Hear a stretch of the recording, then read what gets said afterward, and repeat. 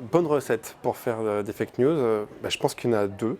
La première recette, c'est de collecter des données de deux personnes connues. Alors si elles sont connues, je vais pouvoir trouver beaucoup de vidéos d'elles sur YouTube ou n'importe où. Et ensuite, je vais fabriquer un réseau de neurones. Je vais l'entraîner avec toutes ces vidéos et je vais obtenir un réseau qui est entraîné. Une fois qu'il est entraîné, je serai capable de faire du transfert d'une personne vers une autre. Autrement dit, je peux faire dire à une personne B ce que la personne A voulait dire. On peut imaginer tous les exemples qu'on veut. Ça, c'est ce qu'on peut faire facilement. Et je pense que là, il suffit juste d'être capable de collecter des données. Tout le monde sait le faire. Pour le transfert, on va dire visuel, on peut utiliser Deepfake, qui est un programme qui permet de faire ce transfert d'expression faciale. Si je veux attaquer une personne qui est connue, mais lui faire dire ce que moi j'ai envie de lui faire dire, c'est possible. Il y a 2 ans, il y a une nouvelle méthode qui est sortie, qui s'appelle Face to Face, et qui n'est pas basée sur du deep learning.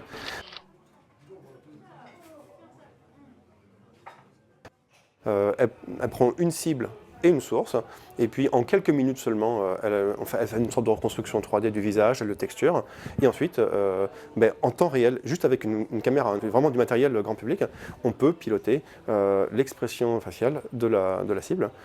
C'est vraiment très impressionnant. Le logiciel, il n'est pas disponible, heureusement, et pour le moment, il n'est pas disponible, donc on ne peut pas l'utiliser. Le jour où il le sera, là, il y aura il y aura des risques quand même. President Trump is a total and complete dipshit. Now, you see, I would never say these things, at least not in a public address, but someone else would. Someone like Jordan Peele. This is a dangerous time. C'est la prochaine étape des deepfakes, c'est d'avoir quelque chose qui combine et l'image et la voix, le son. Voilà. Donc ça, à ma connaissance, ça n'existe pas encore. Ça ne devrait pas tarder. Et ça peut avoir un impact conséquent, vraiment conséquent sur des élections. Donc il faut être... Bon, on va voir. L'avenir nous le dira, mais je pense qu'il faut être vigilant maintenant. Ouais. On a mis en œuvre une méthode pour détecter ces falsifications. Donc pour l'instant, nous on détecte très bien les deepfakes, on détecte très bien les vidéos faites avec face-to-face. Et pour ça, on a collecté des données, des fausses vidéos, et puis on a, on va dire, mis en œuvre un réseau de neurones. Alors c'est une sorte de programme d'intelligence artificielle qu'on entraîne avec ces vidéos collectées. Et puis une fois qu'il est entraîné, on lui a appris juste à détecter. On lui a dit voilà, ça c'est une vraie vidéo, ça c'est une fausse, ça c'est une vraie, ça c'est une fausse.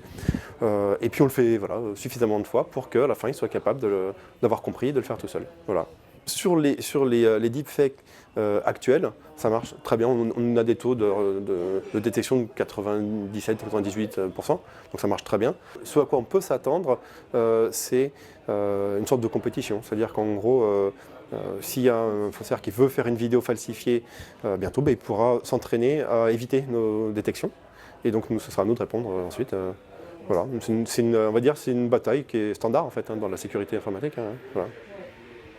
Moving forward, we need to be more vigilant with what we trust from the internet. That's a time when we need to rely on trusted news sources.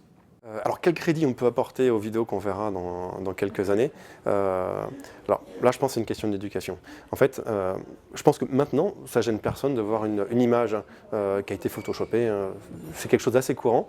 Et quand on voit une image, on a une protection mentale. On se dit voilà, peut-être que c'est une fausse, peut-être que c'est une vraie. On sait le faire, c'est quelque chose qui est rentré dans les mœurs. Il va falloir s'habituer. Maintenant qu'on verra une vidéo, on imaginera et puis on aura appris qu'elle peut être fausse. Voilà. Comme les images maintenant. Donc c'est juste une question d'éducation.